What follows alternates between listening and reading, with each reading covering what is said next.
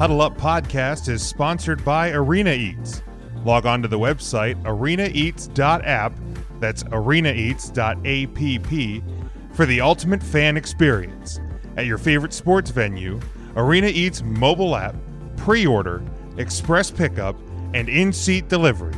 How do you place your order?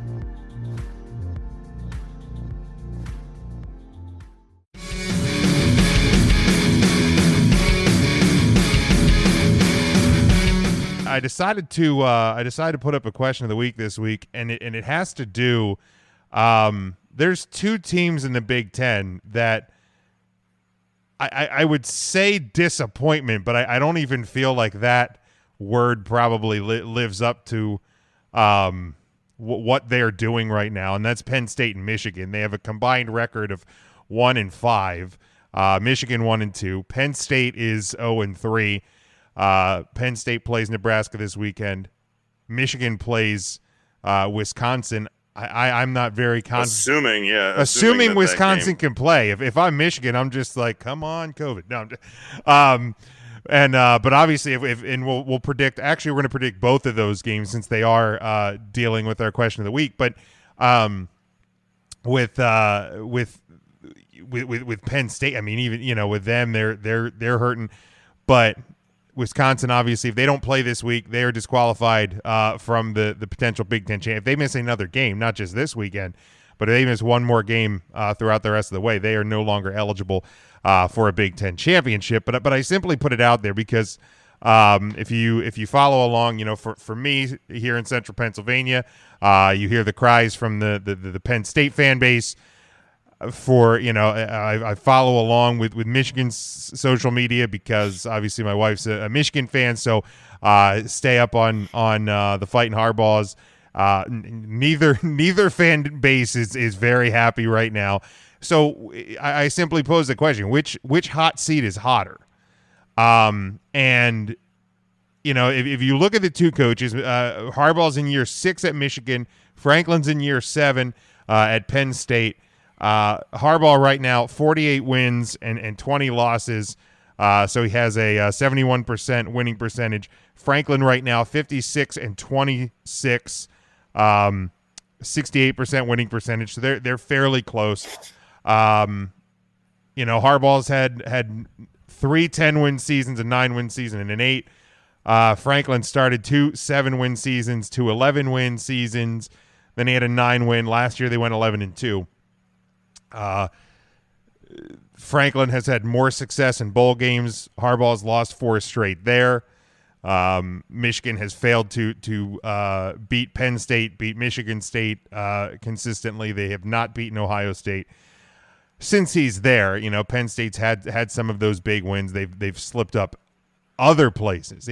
So there's kind of weird balances, and I think when you talk about college football, you always kind of go back to the most important thing you can do as a head coach, as a team, if you want to stay where you are, is beat your rivals. So I feel like that's where Harbaugh's hurting. That people are calling, and I think this is maybe a little bit off base, but they're calling the loss to Michigan State a couple of weeks ago. I think it has more to do with the point spread, but the worst loss in Michigan football since the Appalachian State game. I don't even think you should put those two games in the same conversation. I understand that Michigan State came off the loss to Rutgers the week before, but to compare a loss to your rival to losing to Appalachian State is to me just ridiculous. Yeah, and I mean that's not a great comparison. I mean, I understand where the comparison comes from and that the feelings are going to be very similar. But if I remember that Appalachian State game, I mean, that was a kind of a Michigan season where I don't know if they were projected to win the Big Ten, but there was a pretty prominent program still at that point, and it was that's why it was such a shocker, as it was kind of this. Well, why would you overlook this? And it became this. That was kind of the origin of a lot of the theory of scheduling those 1AA division those teams because. Scheduling them in Boise State, it was kind of this whole, why schedule the best one of them? Right. Because the best one of them Is it really any better than the worst one of us kind of thing? But as far as comparing the two, I don't think it's close. That Appalachian State game was way more of a shocker at the time. And I think as far as you talk about rivalry games, I think that's kind of one of the areas where Franklin has the edge here. Franklin has, he had the whiteout win against Ohio State in a season where they probably shouldn't have. I think you had a couple, obviously you've beaten Michigan, you've traded some losses with them. It's the number of rivalries for Penn State is kind of been diminished in the Big Ten. But obviously you've beaten up on the rest of the ones around Pennsylvania, the Rutgers and those and the Marylands and those teams until this past week. Yeah, I mean, for me, it's got to be Jim Harbaugh here. He's been on my hot seat for a couple of years. It's just kind of felt like that scenario where you draft somebody in the first round of your fantasy draft who turns out to be the dud of the year, and you just hold that value too high. Come on, Cordero Patterson. Come on, Cordarrelle. I got you. And you believe it's going to happen. Like you took faith in like a guy that had one good year, and you're like, it's going to happen again. And it's week 8, and you've turned down a trade or two in week 3, and you're just beating yourself, and you just refuse to take him out. I swear to God, Bilal Powell is going to turn this thing around. Bilal Powell is going to be the savior of the New York Jets. Very similar, and it's just it's kind of that scenario. I feel like Michigan. I don't know what else you're waiting for. The guy has an abysmal record against those rivalry teams. If you count Michigan State, that's going to help the record some. But it's still, Ohio State's the big one, and he's struggled against Ohio State. You mentioned he struggled in bowl games, and I'm just trying to think. As Notre Dame fans, when we were looking for our coach, and it was like, let's go get another one. Whether it was Charlie Weiss, whether it was Ty Willingham, never had a leash this long. No, those alumni would have bought him out 2 years ago. Honest to God, you talk about the leash, and I'm still surprised Brian Kelly survived that 4-8 season. Yeah, and I mean, I think if that's, thank God he did. I think if he had one more, like a second one of those, it would have been rough. Right. They've had 10-win seasons ever since then. 4 real good teams. It would have had to been 4 big wins with the promise of a future. But for Harbaugh, I think just to. The fact that it hasn't even been, and I see Phil here agrees with me on the feed. Got to be on the hotter seat. Came in as the savior, and that's the big thing. And I think it's just like I've put so much stock in him. Yeah, like he's the third highest paid college coach, I believe. Yeah, and it's unreal. And one of the other two, Saban. So a little better track record there, but as far as what Scotty Phil was saying, says Harbaugh should be gone too. Right, and Phil saying that it has to, clearly always being second or third in that division. It's not even finishing second or third. It's the fact that over the past few years, I mean, it's been, will they be second or will they be third? Like, it's not even, well, they'll challenge Ohio State. It's always, will they challenge Ohio State? And it's, can they finish ahead of Penn State? It's always this, like, who's going to be the big 3? And Michigan's always, like, kind of on the third looking into second. And it just baffles me that the athletic department at Michigan is like okay with that, with how much you're paying the guy. You're going to eat the money either way. You may as well find somebody else that's going to, push these kids and get the program. The recruiting clearly isn't working.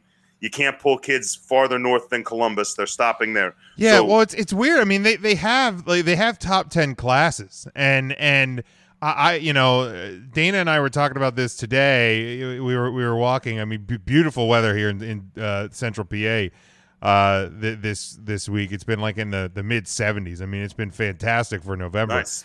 But we were talking. I think the thing, and Scotty, we'll get to your question here in a second. The thing that to me just is probably going to be the biggest indictment on him, and Phil just hit it. It's like he was reading my mind.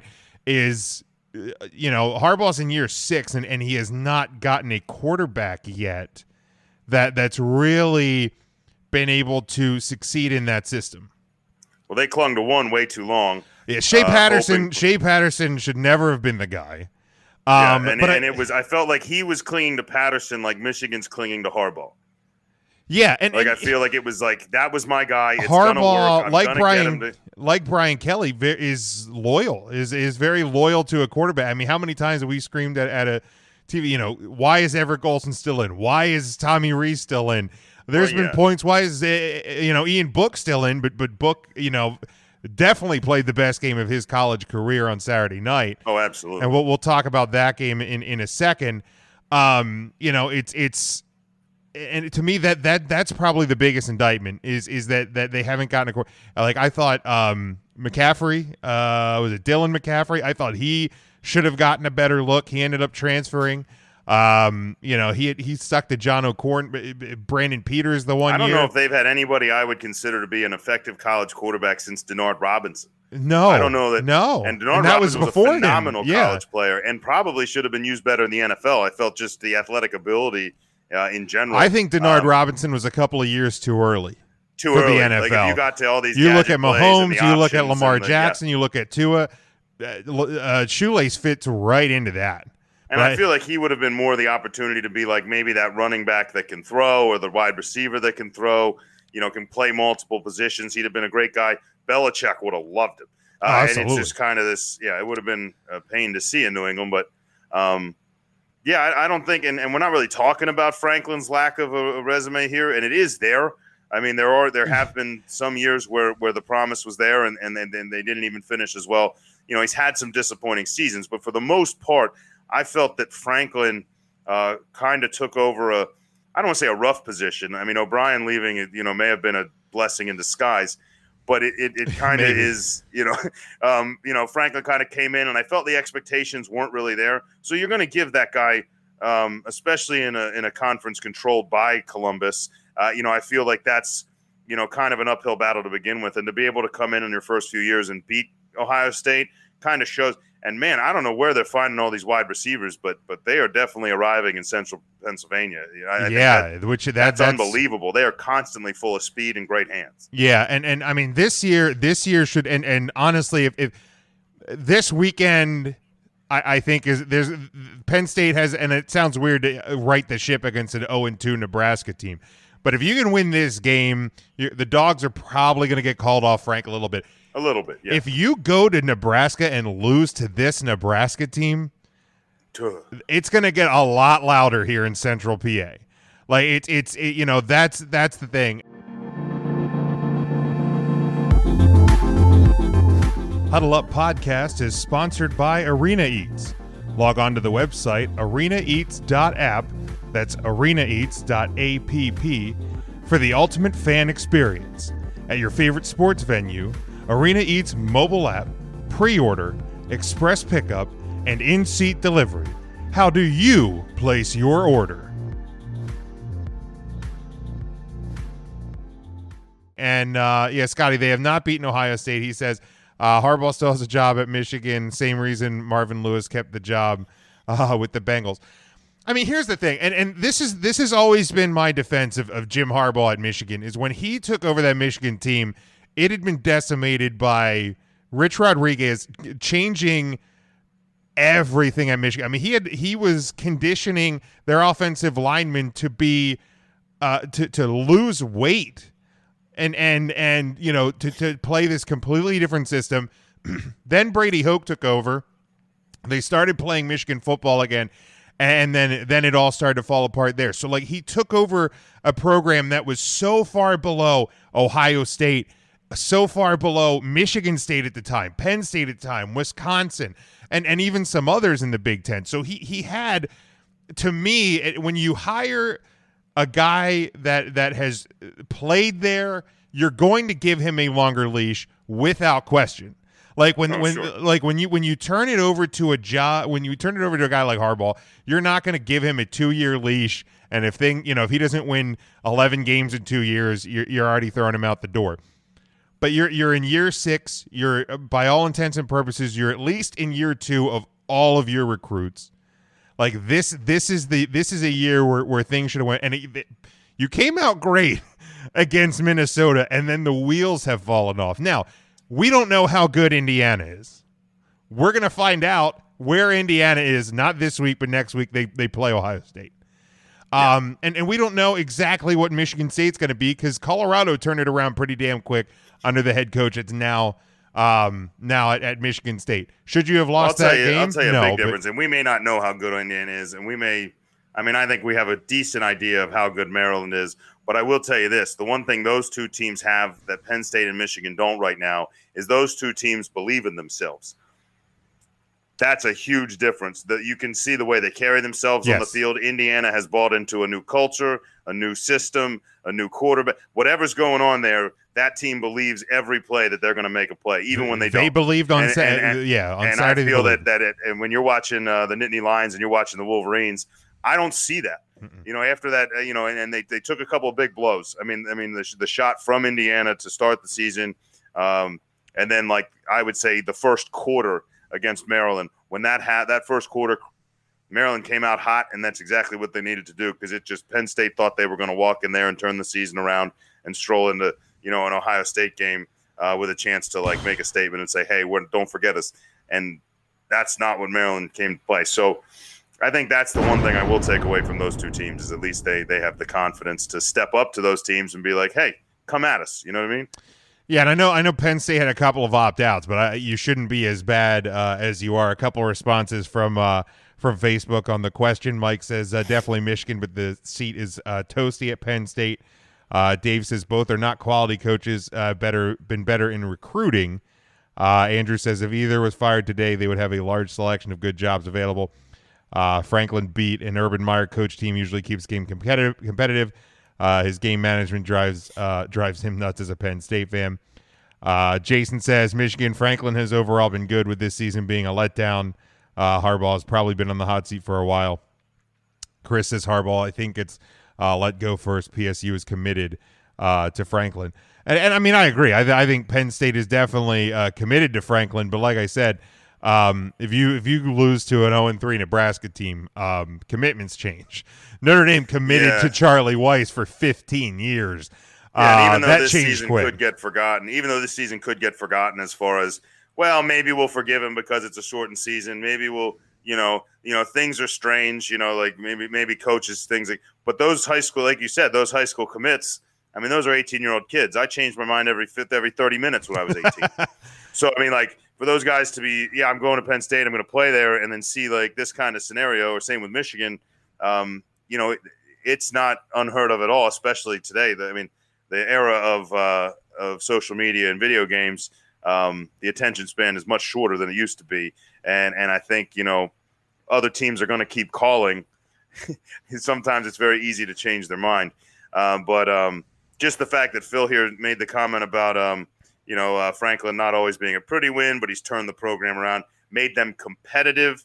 That's why these are the two coaches being discussed here this week, because I think that when I read has made them competitive, not always pretty and often frustrating, been a great recruiter, and been able to get great coaches to help. I feel like for the most part, Harbaugh, that could have been either of the coaches that he's describing there. Because there's been a couple of times against that sentence, and I would believe that you were describing Jim Harbaugh. There's been a couple of those games against even Ohio State where Michigan's been leading or led into the fourth quarter, and then there's been a couple of bad breaks. Ohio State ends up losing, because people have looked at the final score, and Ohio State ends up winning by 18-24. But if you look at the game, there've been a couple that So and a couple of times it was and everybody has an opinion on this, but there was a couple of times where there was some egregiously bad calls that went Ohio State's way. So we'll talk a little bit about what happened in South Bend on Saturday, but sometimes, and I've had this theory for a little while, I sometimes I feel like that the conference officials, there's a little pull to the top team in those games, because those are your moneymaker. If Ohio State loses to a Michigan team that's 15th in the country on the last weekend of the regular season, there's a chance that the Big Ten isn't getting college football playoff and national championship money. So, if Michigan get, if it's close to a first down, you're probably giving Ohio State the benefit of the doubt on the spot of the ball. Yeah. It's just how it is, So, yeah, I mean Harbaugh, they've been competitive. To me, if I'm answering this question, Harbaugh's seat is probably a little hotter, but I can see a scenario where both of these coaches are not back next season, depending how these next few weeks play out. Yeah, and it's going to take the train wreck continuing, I think, for Franklin to be out. I think if with Harbaugh, I mean, I think there's one game for him now, in my opinion. I mean, don't get me wrong, you lose all of them except Ohio State, it's still going to be hard. Right. But I think at this point that game's going to be huge. If you can get your first win against Ohio State, get like a signature win in the middle of a poor season, maybe you've bought yourself a little more leash again. But again, that inability to get a quarterback from a guy to come from the NFL and kind of be and to be a quarterback, have gotten a lot of credit for what he did with Colin Kaepernick and things and like what that. he did at Stanford. And I'm just like, I'm not buying. And I think sometimes when you talked about, hanging in there on Patterson too long, and when Kelly hangs in on a guy, sometimes that's loyalty and faith in the player. Other times it becomes this kind of, I don't know, it's like an ego taking over. Like, yeah, I can coach them, I can fix it. Like I'm the guru, and it becomes this whole battle. Like, who's really keeping them in there? So I don't. I'm going to stick with my Harbaugh pick here. I don't think Franklin's had enough of a low-end track record. A couple of games in the grand scheme of things isn't going to scare them away from him, especially with, these players that wanted to play for him and are playing for him.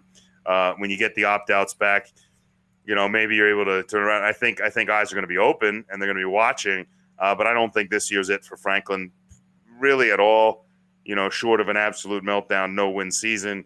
I don't see it, but Harbaugh I think definitely is. Yeah, I just checked. Wisconsin has their COVID cases down to 5. They expect to return to play this weekend against the Michigan Wolverines. We'll be predicting that game in a little bit. But Michigan has Wisconsin, Rutgers, Penn State, Maryland, Ohio State. I think regardless of what happens this Saturday, if you can beat Penn State and Ohio State, which I mean. Penn State beatable, very beatable. But if you beat Ohio State and Penn State, even if you finish the year 3-6 or whatever it is, 3-5, but you close out the season with a win in Columbus, you might buy yourself another year. Yeah, that's true. I didn't even think about the Michigan-Penn State game being the Save Your Job Bowl. I didn't really think about that. But before we close up this topic here, Phil says, how much do you think colleges consider what other coaches alternatives are out there in determining firing one of these guys? Sometimes I feel like that's a forgotten part of the decision. I think that obviously plays into it. I think I saw, and my wife shared it to me, that there was like an odds maker was, you always see who's going to be the next coach here when you talk about these big schools and potential replacements. And they have the defensive coordinator for Clemson as the most likely candidate should Harbaugh get fired. I think that would be a great move because, they've had a lot of trouble defensively, especially this year, but has gotten to the later stages the last couple seasons. So I think that could be a pretty smart hire if Michigan does go that route, get somebody that's going to focus on getting that defense really, really tuned up. Yeah, I mean, obviously, schools are looking at who's out there. I mean, you're not just going to throw them to the wolves, but sometimes, you can tell pretty early in the season who's going to be available. I mean, short of a miracle, NFL firing or, and we've seen sometimes, people talk about the trouble that college coaches have making the jump to the NFL. I think sometimes you're starting to see some coaches that jump from the NFL back to the college ranks, and just it's not so much an element of the NFL is so much more harder and more competitive. I think it's just two different monsters, two different beasts, and I think when you get too ingrained into one of the two, making the switch either way is hard. But you kind of touched on it with the coordinator. I think sometimes it's I don't want to say better or like the trouble is when there's one or two big names. Is when you fire your coach, you're taking one of those two. And if that one turns out to be the same, especially when you're Michigan, who just did that, like went out and got a big name and a former player, you don't necessarily want to make that jump. So firing him at a time where there isn't as much available and getting the opportunity to maybe get somebody a little less proven kind of the whole Rams with McVay kind of thing, and a chance to just make an experiment, in a scenario where it buys you like 2-3 years. Sure. And it's really, no pain, no gain. We got to a coach. We got the guy we thought was the guy. Hey, we were wrong. Like, bring in the big name now, as soon as he's available. Like, and then, like, as soon as a big name's available, it's like, hey, buddy, your leash is cut. We'll see you. Saban, you want to come coach us? That kind of thing. So I don't I don't think it's necessarily the final straw. Obviously, if the guy you want is out there, might make the leash even shorter or just get the Axeman out. But I think if you're ready to move on with your program, I don't think in the grand scheme of things it really matters who's out there as a coach. You'll find somebody. Well, we saw that with when Notre Dame fired Charlie Weiss and hired Brian Kelly like almost immediately, and Kelly had left Cincinnati. It was like, look, this is the guy they wanted. They weren't going to wait on it, and the writing was on the wall with Charlie Weiss as it was. So right.